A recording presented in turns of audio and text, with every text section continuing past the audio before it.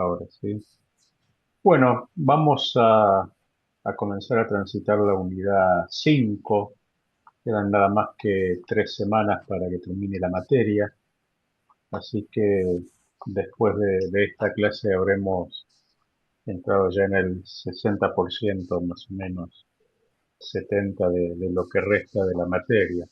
Así que no sé si tienen alguna pregunta hasta ahora de todo lo visto, alguna duda con las tareas. Es bastante simple, son los quiz y los Zoom, y las lecturas, pero no sé si tienen alguna duda sobre el mecanismo, sobre lo visto hasta ahora, de esta clase que nos tocaría eh, hablar de los movimientos sociales. La iglesia es un movimiento social.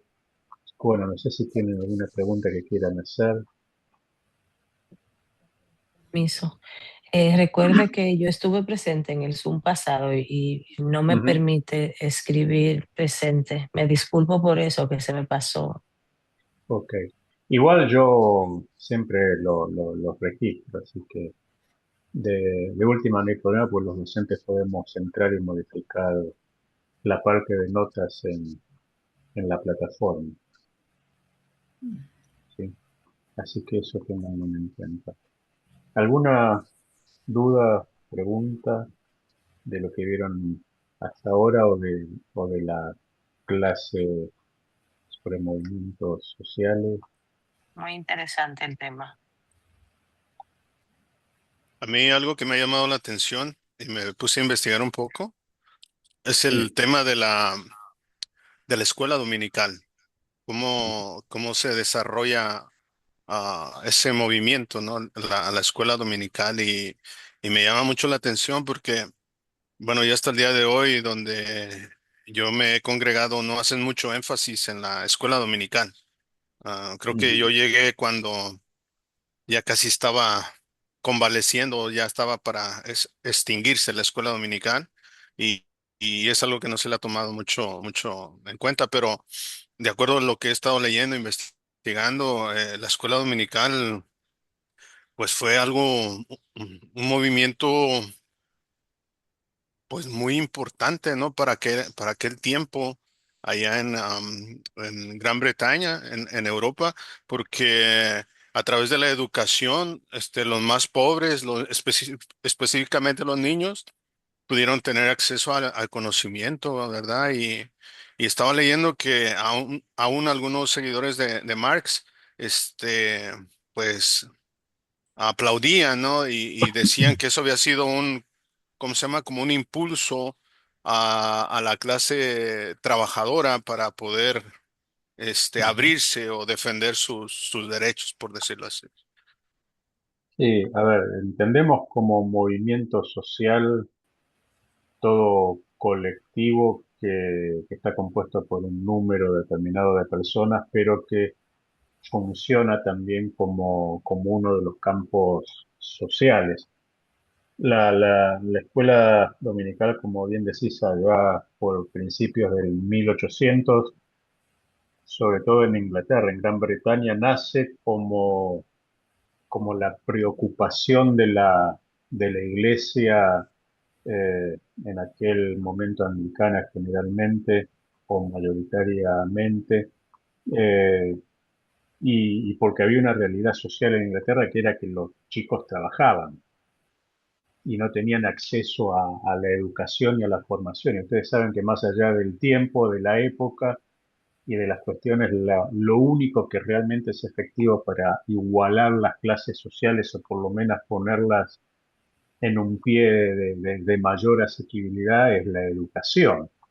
Entonces, la iglesia lo que dijo es: tenemos que alfabetizar a los niños tienen que estudiar en vez de trabajar, y empieza de mano de la iglesia todo un proceso de transformación y modificación de leyes laborales, sociales, que fue revolucionario para Inglaterra. Y la escuela dominical era la forma que ellos encontraron para hacer dos cosas en una: alfabetizar, educar y al mismo tiempo enseñar las escrituras. Lo que para mí es importante de eso, ahora uno puede, más allá de toda la herencia y de todo lo que contribuyó al desarrollo de la Iglesia de la Escuela Dominical, hoy puedo decir que es un método que habría que analizar y adaptar, porque obviamente pasaron 2 siglos, ¿sí? Pero más allá de eso, eh, la iglesia siempre está llamada por la palabra y por Dios a ser y a pensar constantemente en cómo, por un lado, beneficiar a los que menos tienen, a los que están en una situación de desventaja. En segundo lugar, alcanzar a todas las personas que puede por el mensaje del Evangelio. Y si hace esas dos cosas con una sola acción, bienvenida. Pero a lo largo de todas las escrituras, Dios siempre usó a su pueblo para hacer modificaciones sociales sustanciales y para que las comunidades, más allá del tiempo y de la época, fueran transformadas por la palabra de Dios. Me parece que en ese sentido la Iglesia hoy debería recuperar un poco más su voz profética. Voz profética no es que en el sentido estricto de una profecía. Voz profética es denunciar el pecado, la maldad y anunciar el Jesucristo. Ese es el sentido bíblico, que es lo que hacían los profetas, básicamente. Pero también articular dinámicas sociales que impacten en la comunidad de manera concreta y eficiente. El tema es que para eso tenemos que salir de nuestra micro burbuja, tenemos que salir fuera de los templos y tenemos que transitar y conocer la problemática social, que era lo que la iglesia en Inglaterra conocía. Ellos dijeron, ¿cuál es nuestro problema? ¿Cuál es lo que nosotros podemos hacer? ¿Cómo podemos solucionarlo? Y a partir de allí empezó con una idea, bueno, enseñemos la Biblia a los chicos, ¿no? Tan fácil como eso. Yo supongo que los creadores, no sé, no, los nombres de los creadores de la escuela dominical, no me acuerdo, pero seguramente ese grupo de personas nunca hubieran imaginado que 2 siglos después lo que ellos comenzaron de manera incipiente seguiría dando fruto, ¿no? Sí, uno de ellos fue Robert Rakes. Dice que Ok, él era el dueño de un, ¿cómo se llama? De un periódico y miraba esa realidad de que los niños, pues pequeños, a través de ujú, la revolución industrial, pues los pusieron a trabajar, ¿verdad? Y tenían jornadas de 12 horas o más de 12 largas. horas, sí, Y la semana era de lunes a sábado. a Entonces sábado, el único día que tenían para hacer, educarse era el domingo. Y él miró esa necesidad, dijo, estos niños cuando crezcan, si no están educados, van a ser delincuentes. Y ahí nació la escuela necesidad, ¿verdad? dominical. Bien. Ujú. Ujú. Sí. Y su nombre era ese, ¿no? Una escuela en el único día que ellos podían estudiar. Pero vuelvo, eh, nosotros tenemos que recuperar, no digo a nivel mundial, digo en cada iglesia local, cada congregación, en su comunidad debería saber cuáles son los problemas, las necesidades, la coyuntura, aquello que realmente importa. Y obviamente, aparte de predicar el Evangelio, tendría que tratar de activamente, en lo que dependa de ellos, hacer algo para, para tratar de cambiar esa situación, ¿no? Que en el fondo es también lo que hizo Jesús, ni más ni menos. No sé si hay alguna duda adicional, comentario. Hay un eh, famoso historiador contemporáneo de la Iglesia evangélica y del cristianismo que se llama Pablo Deiro, eh, y él habla de que uno de los principales pecados de la Iglesia evangélica de este tiempo, desde hace ya unos 30, 40 años, él la define como la templolatría, ¿no? esa obsesión por vivir dentro del templo y que todo lo que es la vida espiritual pase dentro del templo, y dice, se convirtió casi en una latría, en una veneración, cuasi adoración, y cuando uno analiza efectivamente lo que él dice, en gran parte es cierto, ¿no?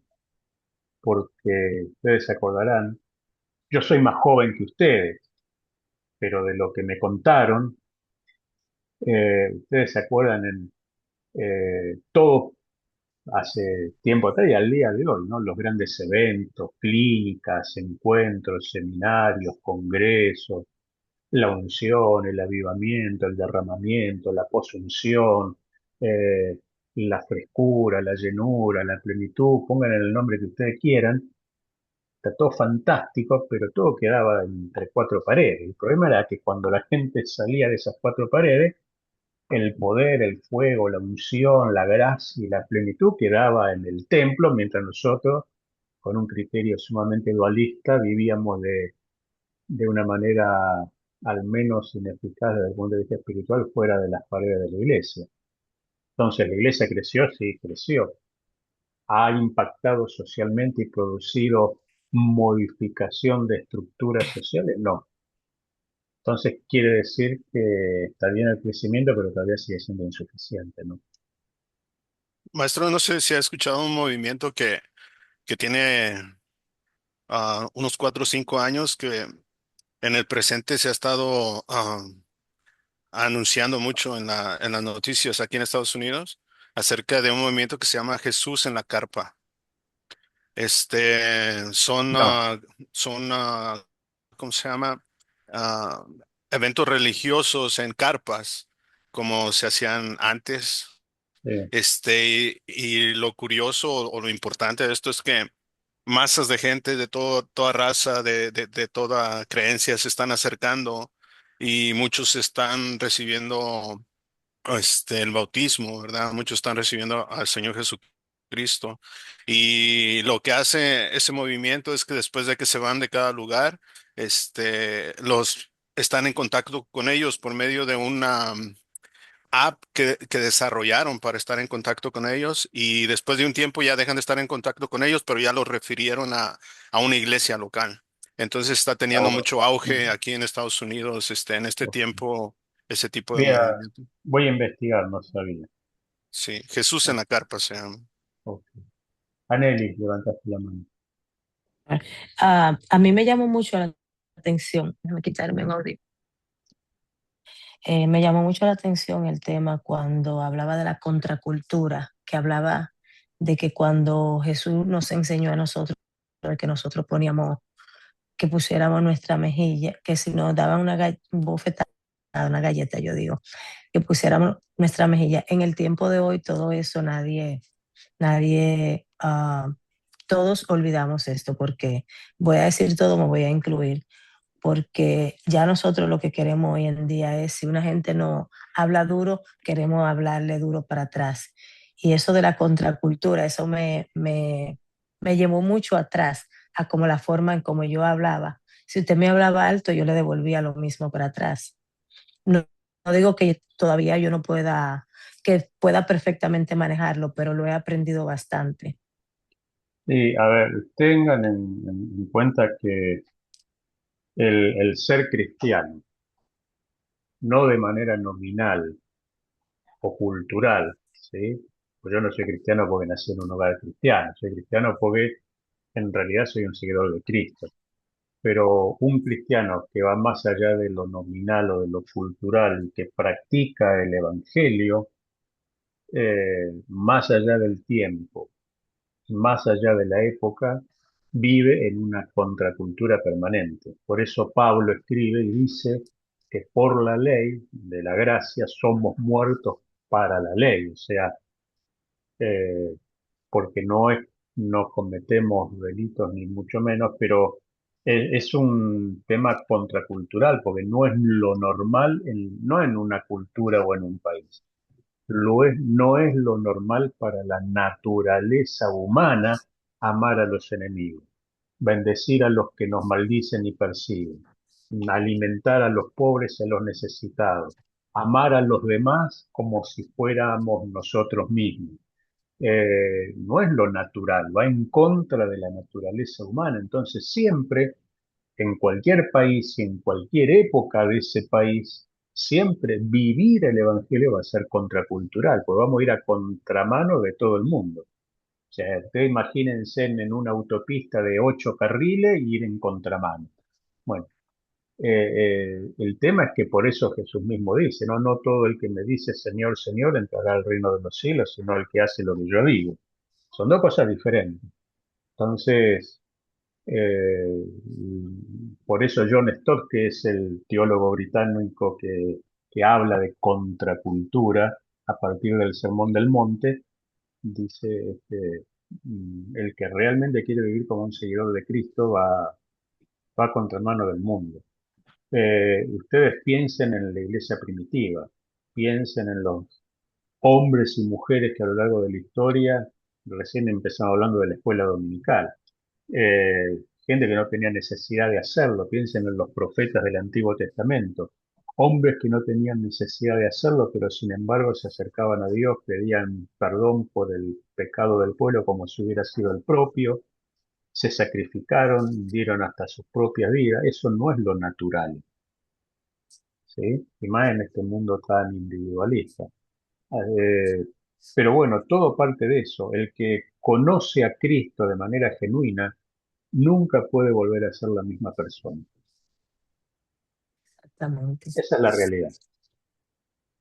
Nunca vuelve a ser la misma persona. Y eso es claro nítido en Saulo y Pablo, en Simón y Pedro, en el hijo del trueno y Juan, ¿sí? Es bastante evidente. ¿Sí? Ustedes piensen que Juan era un anciano de casi 90 años y el Imperio Romano, el emperador dice, vamos a sacarnos a este tipo de encima y literalmente, según la tradición cristiana, lo tiran en una olla de aceite hirviendo, literal, y esperando todo el mundo que se derrita ahí. Ustedes piensen que están cocinando y les salta una, no sé, una gotita de aceite caliente, ¿sí? Bueno, a él lo tiraron en una olla de aceite hirviendo y no le pasó nada. O sea, el tipo cantaba dentro del aceite hirviendo, así que lo sacaron, quedaron todos asombrados, diciendo, ¿cómo puede ser? Entonces lo mandaron a la isla de Patmos, así no tenía contacto con nadie, bueno, y allí Dios le dio la revelación del Apocalipsis. Pero hoy nosotros si llueve, si hace calor, si hace mucho frío, si tengo sueño porque tuve una fiesta o un cumpleaños la noche anterior, no voy al culto, ¿no? Hay alguna que otra diferencia, digamos. Quejas, más quejas que otra cosa. Pero bueno, el cristianismo es eso, es una contracultura. Ustedes piensen lo que significaba para el Imperio Romano, que venga alguien y predique que en Cristo los esclavos y los amos son iguales, que los hombres y las mujeres son iguales, que los gentiles y los judíos son iguales. Era absolutamente revolucionario. Sí, tremendo. Otra parte de la lectura y del video que me llamó la atención también es que cuando dice que la Iglesia Católica siempre ha sido liderada, siempre ha liderado. Y yo digo, que eso como una pregunta yo le hago a usted. Eh, ¿Qué piensa usted que no hacen las otras iglesias para tener el mismo liderazgo que tiene la Iglesia Católica? Depende que entendemos por edad. A ver, la propia reforma, Lutero era un sacerdote. Es muy interesante porque Lutero, no sé si ustedes saben, era un académico, era literalmente un doctor en filosofía y en teología que enseñaba Martín en las Lutero. universidades. Martín Sí. Lutero era un doctor Ujú. en teología y filosofía que enseñaba en la Universidad de Edimburgo, si mal no recuerdo, en Alemania, era un académico, como decimos en Argentina, una rata de biblioteca que estaba entre los libros todo el día, y un sacerdote. Lutero nunca dejó de reconocer a la iglesia. Lo que él hizo fue volcarse en contra con sus 95 tesis de la comercialización de la salvación, las indulgencias y un montón de cosas más.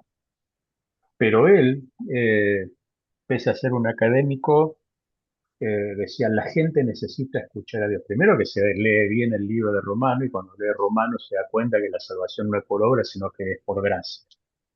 Descubre que necesita a Jesús como Señor y Salvador y no al Papa. Y que no hay perdón de pecados por entrega de dinero, sino que hay perdón de pecados por la fe en Jesús. Y eso es revolucionario. Entonces, él dice, la gente tiene que leer la Biblia, porque si no, nunca va a enterarse de esto. Entonces, aprovecha el invento de Gutenberg, de la imprenta, y traduce la Biblia al alemán. Y ahí la iglesia lo empieza a perseguir, porque como ustedes piensan que para la iglesia para el No clero, sé por qué se me salió, me salí, no sé qué pasó. ok. Pero ustedes piensen que el negocio del clero era precisamente el manejo religioso. Si la gente leía la Biblia, iba a empezar a pensar, iba a empezar a cuestionar, a preguntar, a dudar, un montón de cosas que hoy estaban controladas. Y que venga alguien y traduzca la Biblia al alemán y le empiece a dar y a entregar era un riesgo inaceptable. Entonces Lutero empieza a componer himnos, porque esa era la forma más fácil de que la gente que no sabía leer empiece a enterarse del mensaje del Evangelio. Entonces, ¿qué hacía Lutero? Empezaba a ir o iba a las tabernas, a las discotecas de hoy en día, y se sentaba al lado de los borrachos y escuchaba las canciones que ellos cantaban y en base a la música, para que después les sea familiar a ellos, le ponía letra bíblica y teológica. Y así nace una gran cantidad de himnos de lo que cantamos hoy o se cantaban hasta hace poco tiempo. Himnos de contenido teológico y de música que se cantaba en las tabernas de la Alemania de su época y fue la forma que Lutero encontró para que por medio de la música la gente escuche el mensaje del Evangelio. ¿Sí? O sea, literalmente era un hereje para la casta sacerdotal. Ahora, eso que él hacía, hoy la iglesia con toda la tecnología y con todo el alcance no lo hace. Entonces, nos cuesta bajar el evangelio a la gente, sea por el método que sea, pero que llegue a la gente de la calle común y corriente.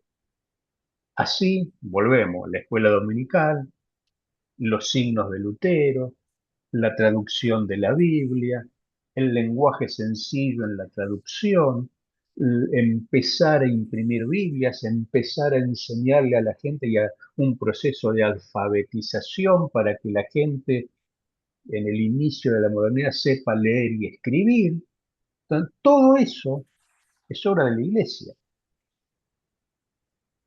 Ahora, si yo les pregunto a ustedes, díganme dos cosas que haya hecho la iglesia como transformación social en las comunidades o países de donde ustedes son o donde ustedes están. ¿Tienen alguna para decirme?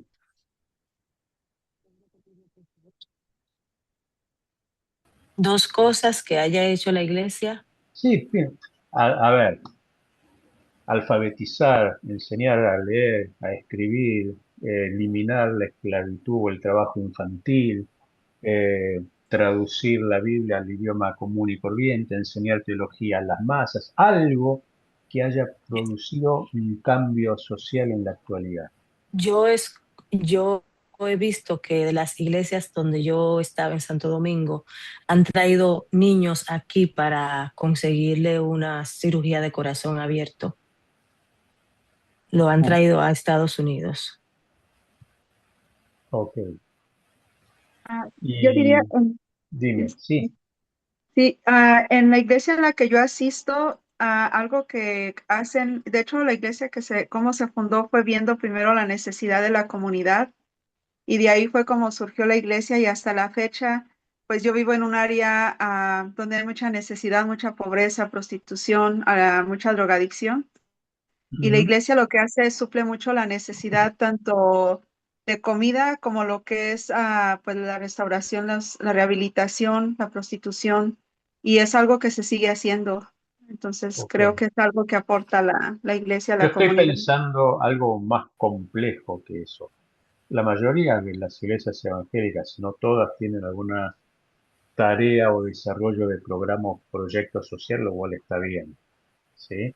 Ahora, yo estoy pensando en términos de transformación social, no en términos de ayuda puntual, dando alimentos o servicios, ¿sí? A los pobres que están a nuestro alrededor, lo cual es importante, pero yo hablo en términos de, ustedes piensen Mm, que en 50 años la escuela dominical, en sus orígenes, alfabetizó a casi todos los niños ingleses. A ujú, eso me refiero. Ustedes piensen que cuando Lutero traduce la Biblia al alemán y empieza a crear himnos, prácticamente se difunde el conocimiento del Evangelio a toda Alemania y de ahí obviamente nace la Reforma Protestante. ¿Sí? Ustedes piensen que las universidades eran exclusivamente para los ricos y católicos preferentemente, y aparecen las primeras universidades que estaba abierta para los pobres y para cualquiera que quisiera estudiar.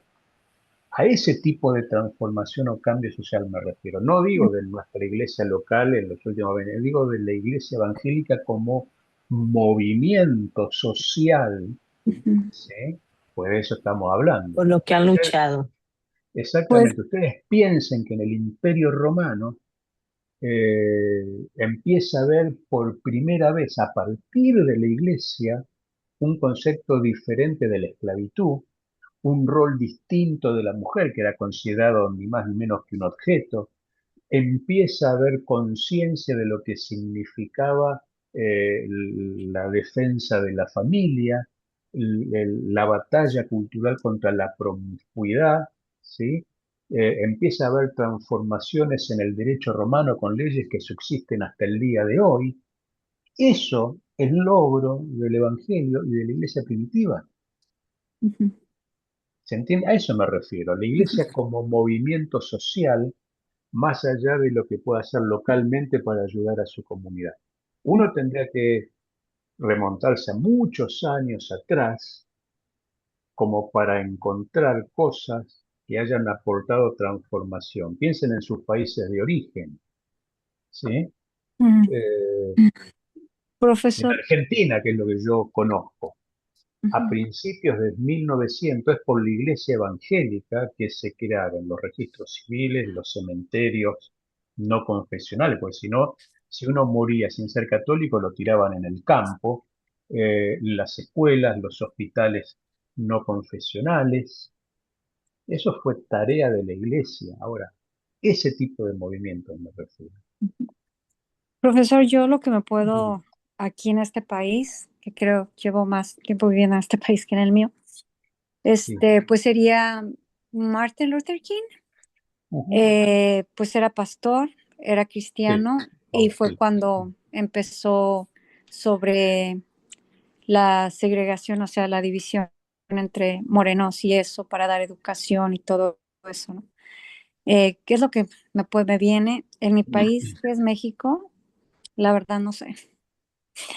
Ujú. No, no me viene, no sé. No. A lo mejor alguien más lo sabe, pero no, no he visto. Entonces, efectivamente, Martin Luther King tiene una famosa frase, ¿no? Que dice, no me molesta la maldad de los malos, sino el conformismo de los buenos, ¿sí? Ujú, Y bueno, más allá de todo el movimiento que allí se realizó, que no es él, no nace con él, sino que ya tenía bastantes décadas de historia y de lucha social, pero la Iglesia siempre a lo largo de la historia, el Evangelio, en el Antiguo Testamento, Israel marcaba el ritmo de la historia de las demás naciones.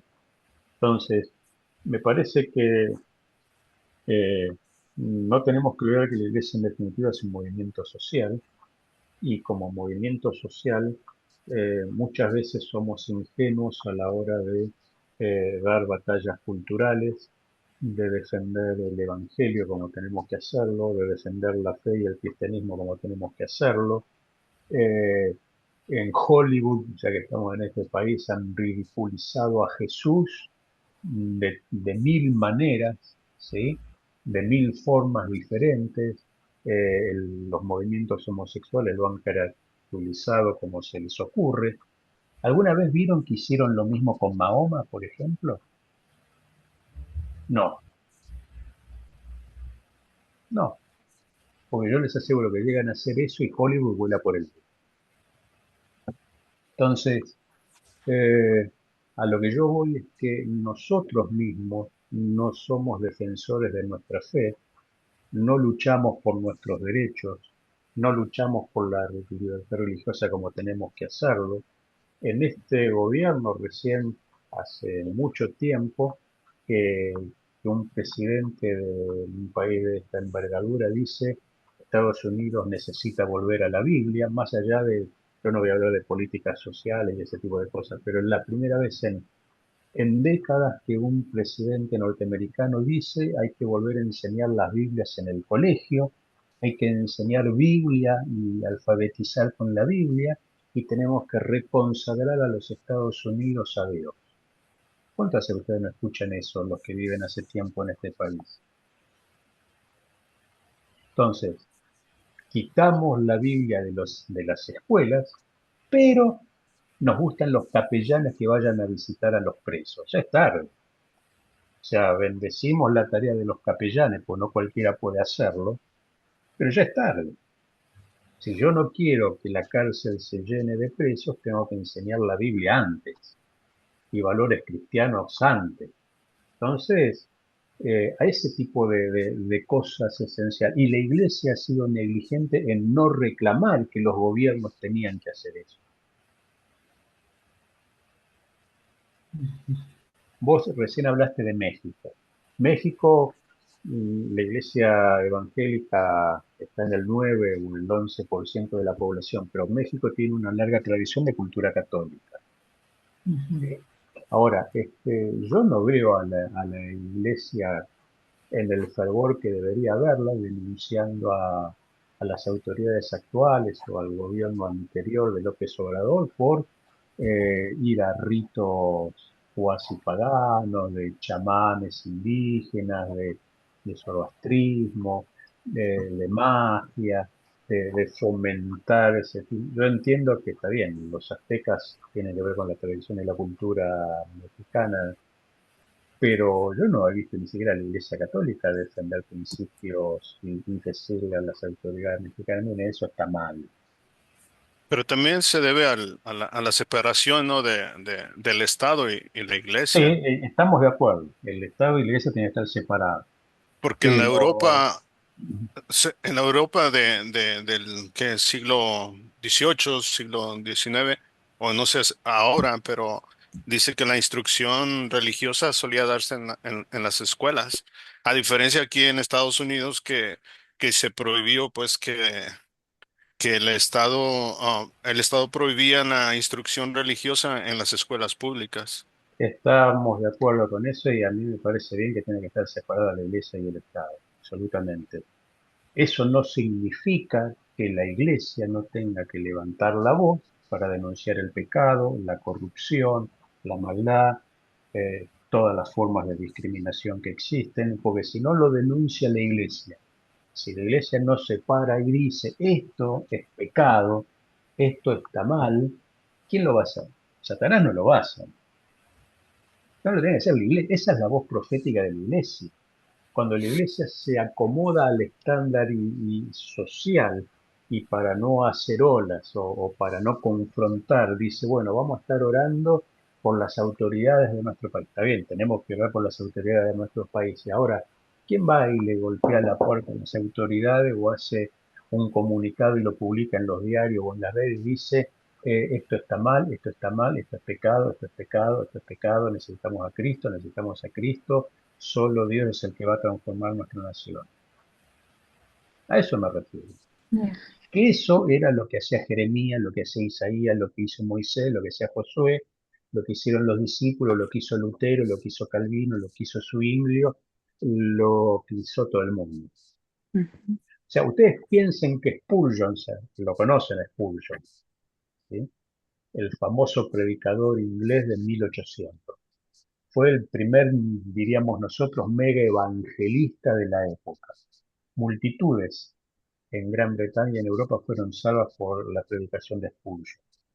Tal es así, era tan respetado que la reina de Inglaterra de ese tiempo, que no me acuerdo el nombre, no voy a decir cualquier cosa, le ofrece a Spurgeon ser el canciller del Reino Unido y le dice, ya que usted es tan conocido en todo el mundo, ¿por qué no viene a trabajar para la corona siendo el canciller de Gran Bretaña y el Reino Unido? ¿Y sabe lo que le dice Spurgeon? Le agradezco por el ofrecimiento, Su Alteza, pero yo no puedo descender en mi puesto actual. Entonces ella, palabra más, palabra menos, le dice, pero usted va a trabajar para la reina de Inglaterra, por eso le digo, yo hoy estoy trabajando para el Dios que es el Rey de Reyes y el Señor de Señores. ¿Cómo voy a cambiar de oficio para dedicarme a las cosas de este mundo? Y el tipo siguió predicando el Evangelio e Inglaterra fue sacudida por el avivamiento mediante la predicación de Spurgeon. ¿Sí? Entonces, a eso me refiero. Hace unos días un pastor muy famoso, argentino, creo, Sí, Dante Gebel. se ha visto envuelto en una polémica, ¿no? Por Ujú. su poca, ¿cómo se Ambigüedad. dice? Por Sí, su por su ambigüedad. ambigüedad y su poca fundamento que tiene, ¿no? Y me hizo No, no. recordar, se me hizo recordar en la clase de la hipermodernidad en que Sí. vivimos. Y me recordé de un término que, bueno, en su respuesta se mira que no tiene una estructura No, en realmente realidad fundada. lo que pasó es que un periodista, varios periodistas, porque hay un grupo de sindicalistas y gente que lo quiere candidatar a presidente. Entonces, varios periodistas políticos lo entrevistaron. Y en una entrevista le dijeron, vos sos pastor. Y él dijo, no, yo no soy pastor, yo soy un comunicador. Entonces ahí el periodista dice, pero vos no tenés una iglesia como de 100.000 personas en California, la gente va y asiste. Sí, pero ahí entra todo el mundo, entra el gnóstico, el judío, de todas las religiones. Pues yo doy un mensaje de aliento, de buena onda, de dinámica. Entonces yo decía para mis adentros, no sé qué dirán los miembros de Anteguebel cuando lo escuchen. Entonces, y después le preguntan, ¿y vos qué opinás del aborto? Bueno, yo defiendo la vida, pero cada uno es libre de hacer lo que quiere. Y del matrimonio homosexual, no voy a opinar sobre eso, porque de la vida privada de la gente. Entonces, si vos se supone que sos pastor, predicás el evangelio, el hecho de que seas pastor es una honra. Y vos tenés que tener convicciones firmes. O sea, si yo te estoy preguntando, ¿vos defendés la vida o no? Si vos me decís, depende de cada uno, ya, o sea, no puede quedar bien con Dios y con diablo al mismo tiempo. ¿Sí? Entonces, esa especie Mantuvo de... neutro él ahí.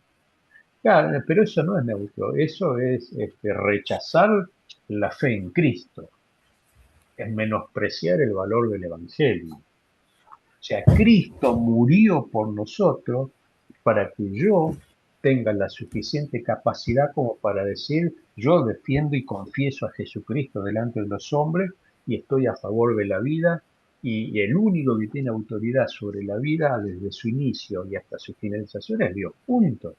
Si saben todos que es un pastor.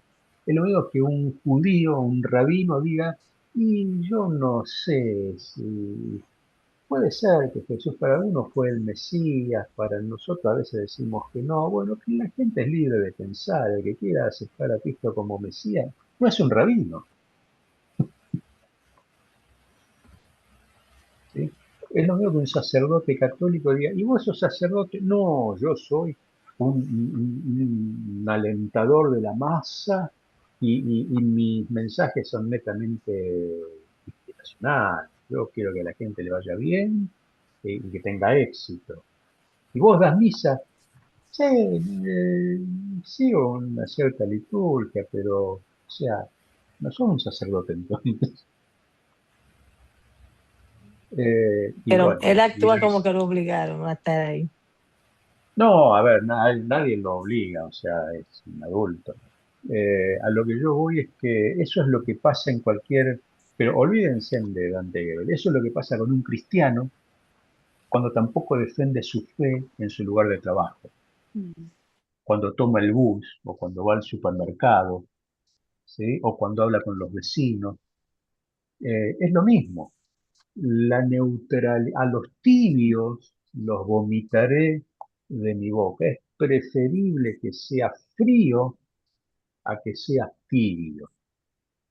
Ujú. ¿Sí? Entonces, si para mí es lo mismo ir a la iglesia que no, servir a Dios o no, hablar del Evangelio o no, o queda relegada en mi vida a un, bueno, cuando tenga tiempo, cuando pueda, cuando lo sienta, cuando, o sea, ¿ustedes piensan en serio que Dios nos necesita a nosotros para llevar adelante su voluntad y cumplir su Mm, propósito? no. ¿En serio pensamos que somos tan importantes como para que Dios dependa de que yo dé esta clase? ¿No? Entonces, En- pero bueno, son cosas que pasan. ¿Preguntas, dudas? Yo quiero hacer un comentario, profesor, de referente a lo que estaban hablando sobre las escuelas. Esta semana a mí me pasó que fue a la escuela donde yo trabajo la clínica móvil de salud. Entonces dijimos, bueno, vamos a llevar a los chicos, pero obviamente yo no soy la maestra directamente. Y pues los llevamos yo pensando que iban pues a lo mejor decir, ¿saben qué? Si quieren aquí podemos darles, información de recursos, si no tienen aseguranza, pueden llamar, podemos checarlos. Era sobre eso, ¿no? Eso fue lo que yo pensé. Pero cuando llego ahí, sale el doctor, salen las enfermeras y pues resulta, yo creo que todos estamos enterados de esto, de que, por ejemplo, si un muchachito de 12 años, digamos, la niña quiere tener un aborto, quiere cambiarse de sexo, quiere tener relaciones, todo eso es confidencial a los padres.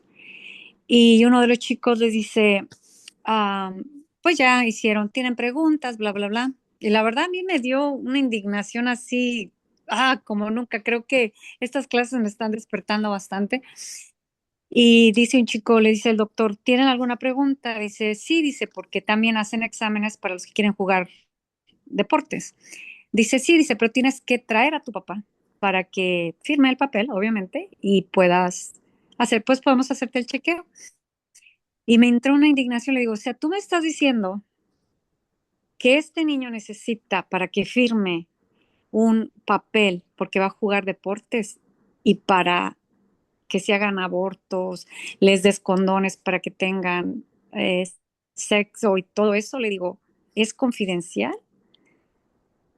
Y empezaron, no, pues sí, pues es que es la ley y todo eso. Le digo, ¿y qué tal si pasa algo? Le digo, son niños, son menores de edad. Le dije, ¿no crees que pueden la gente, o sea, los padres de familia hacer, pues ahora sí, una pues demandar al distrito, demandarlos incluso a ustedes, y todo se fue porque era no lo saqué de que era una ley que había pasado. A ver, Y es eso es algo, cierto, sí. y Tengan sí, en yo sé que es cuenta, cierto, tengan pero en digo, cuenta wow. que yo supongo que Trump irá cambiando ese tipo de cosas, pero es efectivamente es así, ¿no? Eh, Ahora bien, el problema es que las leyes las hacen los congresistas, básicamente, eh, salvo que el Poder Ejecutivo la vete y demás, impulsa otro tipo de leyes, que eso irá cambiando. Pero tengan en cuenta que mientras todas esas leyes que a nosotros nos horrorizan en la vida práctica, esa o cualquier otra, eh, tuvieron tiempo de debate en el Parlamento americano. se habló de, hubo congresistas que defendieron, hubo discursos, hubo sesiones, hubo votaciones, hubo noticias. Ahora, durante todo ese proceso, ustedes que viven acá hace tiempo, ¿escucharon a la iglesia decir abiertamente nos oponemos a esa ley que se está tratando en el Congreso americano? No. ¿Algún? No. Algunos Bueno, nada más, pero no todas. no. Entonces, que el pastor se lo diga a la congregación en el púlpito mientras predica, está bien. Ahora, yo no sé, pregunto porque yo hace un año que estoy nada más en este país, pero yo soy bautista. ¿La Convención Bautista del Sur sacó alguna solicitada en los diarios, en los medios de comunicación, diciendo la Convención Bautista del Sur se opone al tratamiento de esta ley por A, B, C y D? Seguramente no. Mm. O los pentecostales, la Iglesia de Dios, las asambleas de Dios, la Iglesia que sea. Entonces, después nos quejamos y nos horrorizamos, pero se dan cuenta, volvemos a lo mismo. Cuando tuvimos que haber levantado la voz, independientemente de que nos hagan caso o no, Ujú, eso es otra cosa. claro. Pero yo, como iglesia, tengo que decir, esto va en contra de lo que Dios dice. Después ya está. Y Ujú. lo otro es, ¿qué cantidad de parlamentarios cristianos efectivamente tenemos?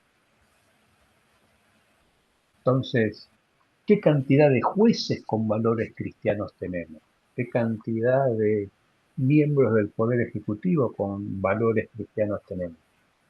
Pocos, muchos, más o menos. Bueno, entonces formemos a nuestros jóvenes para que cuando sean grandes ocupen lugares de decisión, porque siempre que el poder de decisión quede en manos de personas que no conozcan a Cristo, yo de un manzano, por más que ore, ayune, clame y reclame, decrete, sentencie, pronuncie, un manzano va a dar manzanas, ¿sí o no? Yo puedo orar 6 meses seguidos, pero el manzano no me va a dar bananas. Entonces, si los cristianos votan inicuos, no podemos esperar gobiernos perfectos. Es así de simple, es lineal. Así que bueno. Así es, profesor. Yo creo que lo que Bueno, nos hace falta como iglesia es hablar estos temas que estamos viviendo desde el púlpito. Y es muy poco, como usted lo dice, o sea, no se hace, no se entonces, hace. todo lo que el hombre sembrare, eso también se hará. Cuando la iglesia silencia la voz, Isaías dice, hablo por los que no tienen voz, levanto mi voz por los que no tienen voz. Y esa es función de la iglesia. Pero tristemente hoy, ¿no? Las voces mediáticas, como el ejemplo de este pastor, tristemente tropiezan a la hora de hablar. Otros que son cantantes famosos, cristianos, tropiezan. Las masas que los siguen se confunden o simplemente no les interesa. Es triste. Luego, en este país tenemos un líder que manda mensajes ambiguos. De repente no sabemos si creer o no creer. Si, es muy triste, es un tiempo muy difícil y como usted mencionaba en la clase, un movimiento social es algo disruptivo. Entonces yo Claro, creo que no hay mensaje más disruptivo que la verdad de Cristo el Evangelio, en el exactamente. Evangelio. Bueno, jóvenes, sigan con las lecturas, con las clases. Tengan en cuenta que en 3 semanas terminamos, así que no se deje de estar y avancen. Ujú. Buena semana. Cualquier cosa me hablan o me mandan un WhatsApp o un mensaje. Dios los Bendiciones. bendiga. Claro, profesor. Cuídense. Gracias. Bendiciones. Hasta luego. Buenas. Gracias, buenas Buenas noches. noches, Buenas buenas noches, noches. profesor. Buenas Buenas noches. noches.